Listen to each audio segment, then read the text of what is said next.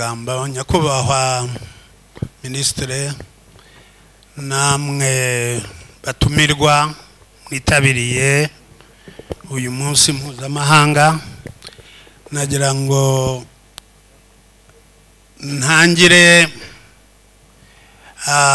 mbamenyesha ko intiti Kayisaba amfashije cyane kuko avuze kubijyanye n'akamaro k'ikinyarwanda. Kinyarwanda mbese kitumarira iki? Ibi bikaza kumfasha rero kuko nge ndibuze kuganira kubijyanye n'imyigishirize y'ururimi rw'ikinyarwanda mu mashuri ndetse n'agaciro duha ururimi rw'ikinyarwanda mu masomo yigishwa yose mu mashuri y'u Rwanda.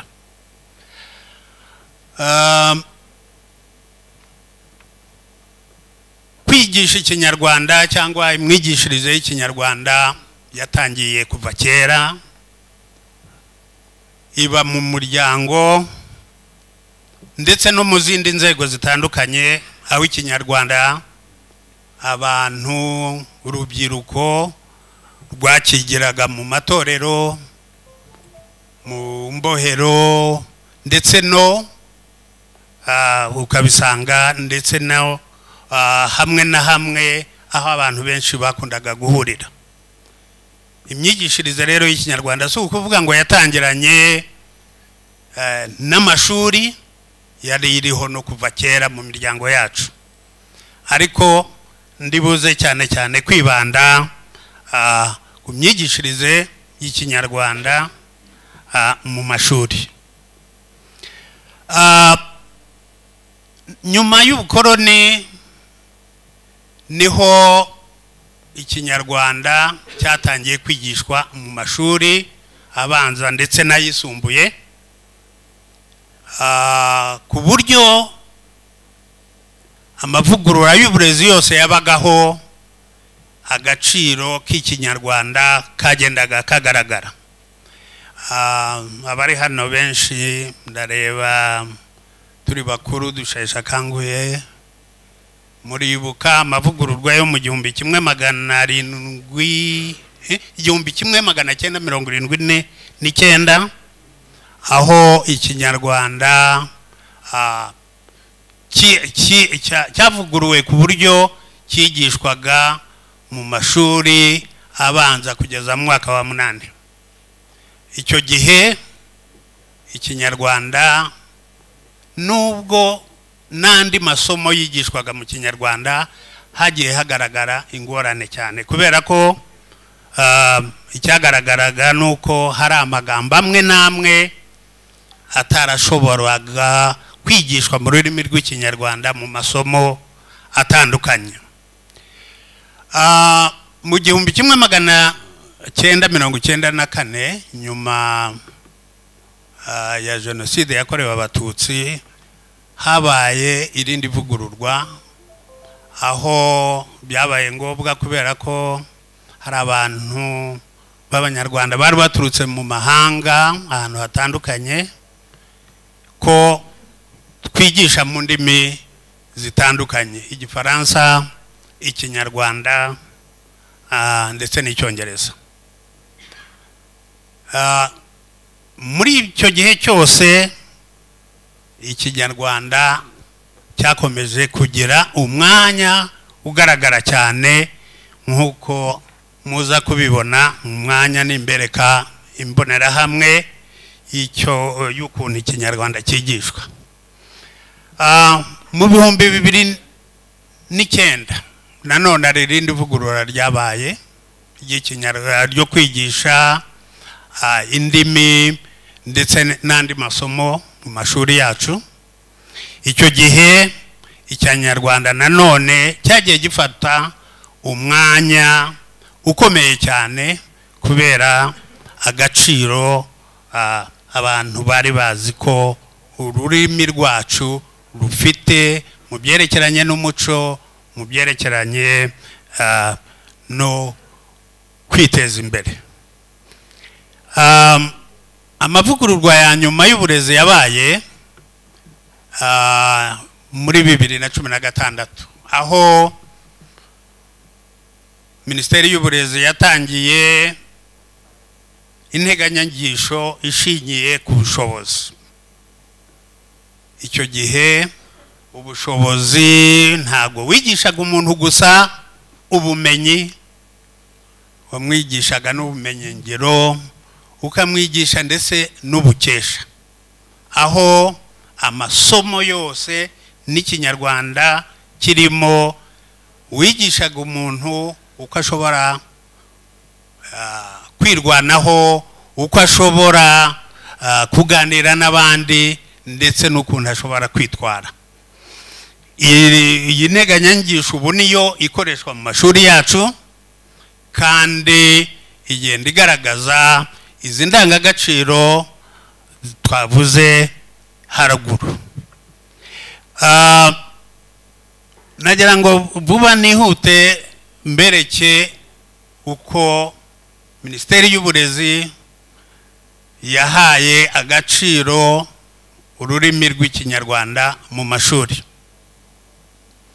Ubu amashuri y'inshuke n'amashuri abanza yigisha amasomo yose mu rurimi rw'ikinyarwanda, uretse Icyongereza kigwa nyine muri urwo rurimi, ariko amashuri abanza n'amashuri y'inshuke amasomo yose, waba wigisha imibare, waba wigisha siyansi, bayigisha mu rurimi rw'ikinyarwanda.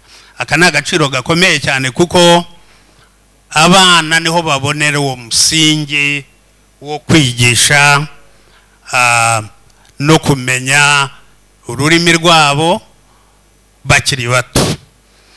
Iyi mbonerahamwe mureba rero iragaragaza amasaha ururimi rw'ikinyarwanda ruhabwa mu mashuri atandukanye. Murareba kuva ku mwaka wa mbere kugeza ku mwaka wa gatatu ikinyarwanda gifite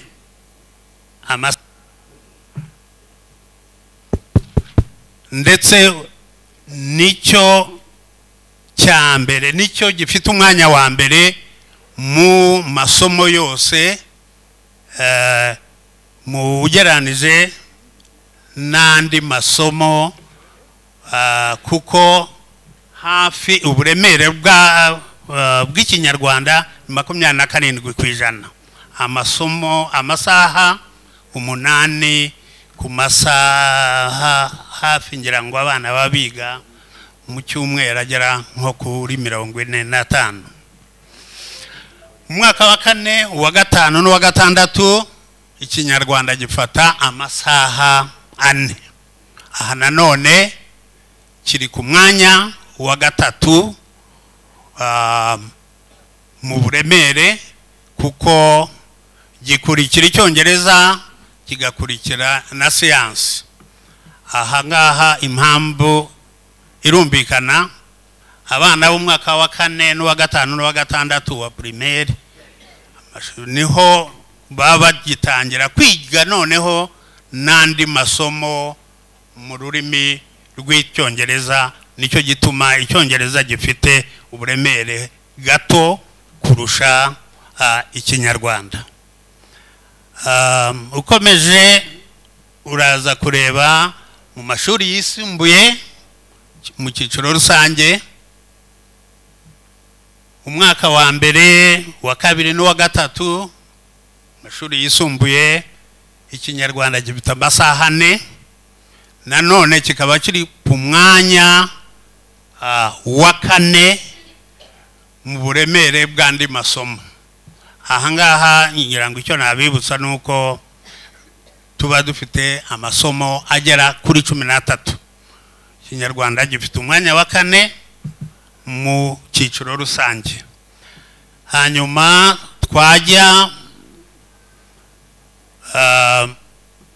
mu cyiciro kisumbuye mu mashami, ururimi rw'ikinyarwanda rukagira amasaha 7. Aha ngaha harunganya n'andi masomo yose, ariko ku ku yandi mashami atari y'indimi rukagira amasaha 4. mbese ururimi rw'ikinyarwanda ugiye kureba nirwo rurimi rwonyine ndetse rwigishwa rukigwa na buri mwana wese uri mu ishuri, yaba ishuri ry'amashuri abanza cyangwa ayisumbuye. hari aho kera bavugaga ngo abakora yenda amashami ya siyansi badakwiye kwiga indimi, ariko ubu nukora amashami atari ay'indimi afite amasaha 4 yo kwiga ikinyarwanda. uburemere rero n'agaciro ikinyarwanda gihabwa biragaragara mu masaha yagiye ahabwa isomo ry'ikinyarwanda ugereranije n'andi masomo, ndetse n'ikigaragaza ubu buremere nuko ahangaha dusanga buri mwana wese kuva mu mashuri y'incuke kugera mu mashuri yisumbuye buri mwana wese yiga ikinyarwanda. ahangaha ntibihagije, yenda muri buze kujya inama muvuge yenda ukuntu mwumva twakongera, ariko aho duhagaze ubu turumva twaragerageza uko dushoboye kugira ngo ururimi rw'ikinyarwanda mu mashuri turuhe agaciro rugomba ugereranije n'izindi ndimi ndetse n'andi masomo yigishwa mu mashuri. ngira ngo nabampagarariye aho tukaza kuza kureba noneho tujya impaka uko mwumva twarushaho guteza imbere ururimi rwacu. murakoze.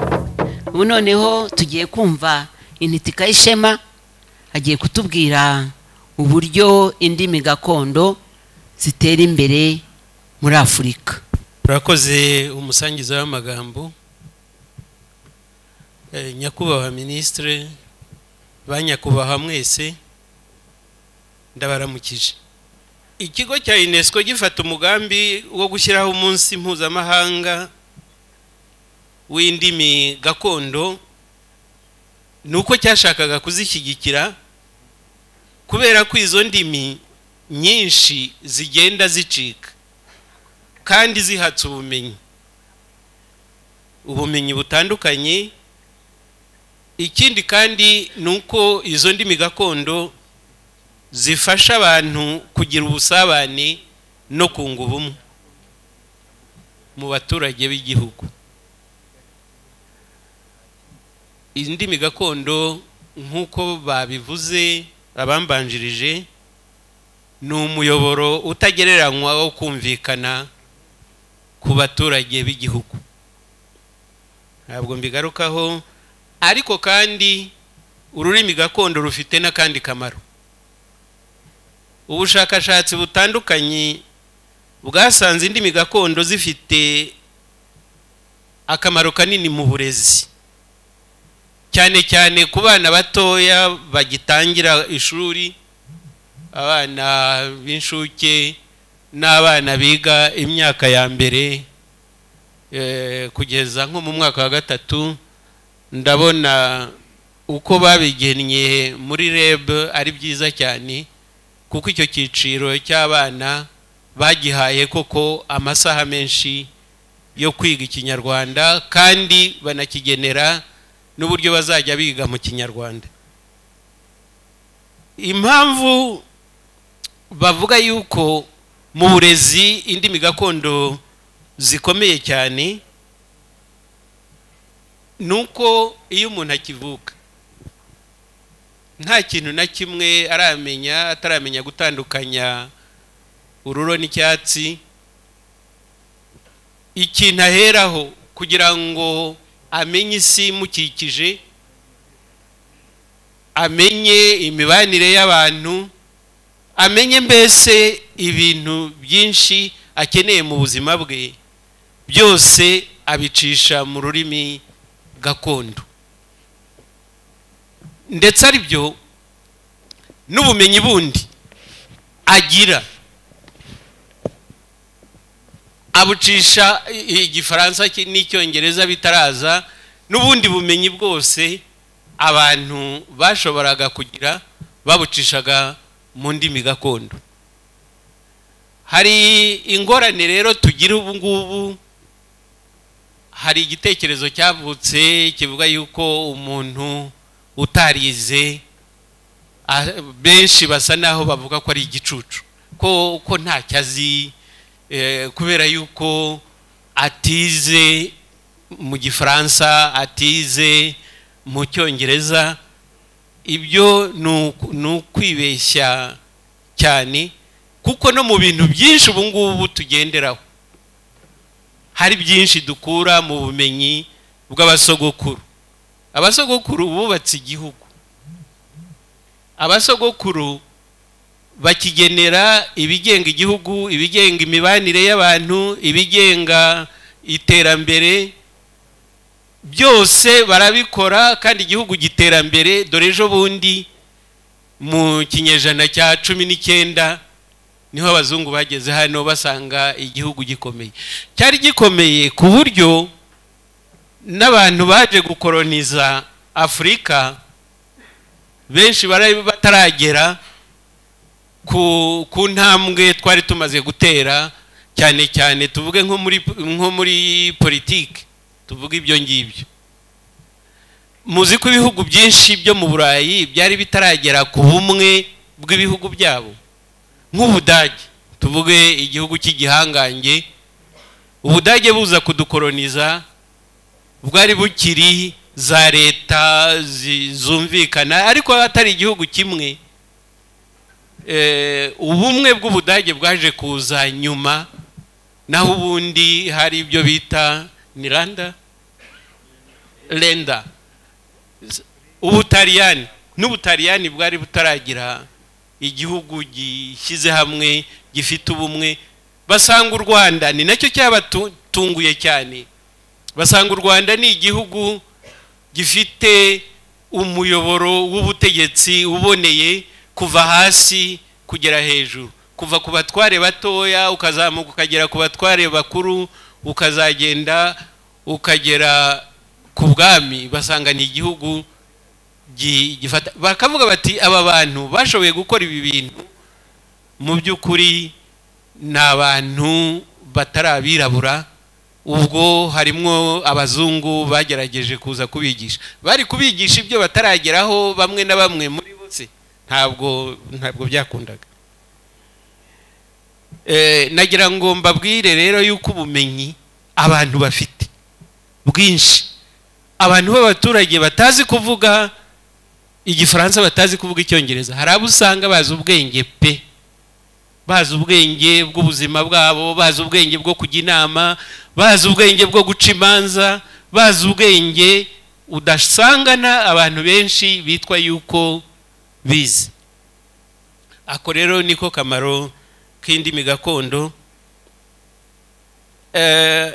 Indimi gakondo muri Afurika ariko nubwo arizo zari zarabaye ishingiro ry'iterambere ry'ibyo bihugu, zahuye n'impanuka ikomeye cyane aho ubukoloni buzi. Kuko twabibonye ururimi nirwo muyoboro w'umuco, nako menya ururimi nirwo ruyobora umuco. Ntabwo nibeshye, nirwo muyoboro, kuko umuco uca mu rurimi kugira ngo ukwirakwizwe mu bantu. Rero abakoloni babonye yuko ururimi ari umuyoboro ukomeye mu muco w'abantu, basanga rubabangamiye, basanga rurababangamiye, kubera yuko bo bashakaga yuko umuco wabo ari wo wubahwa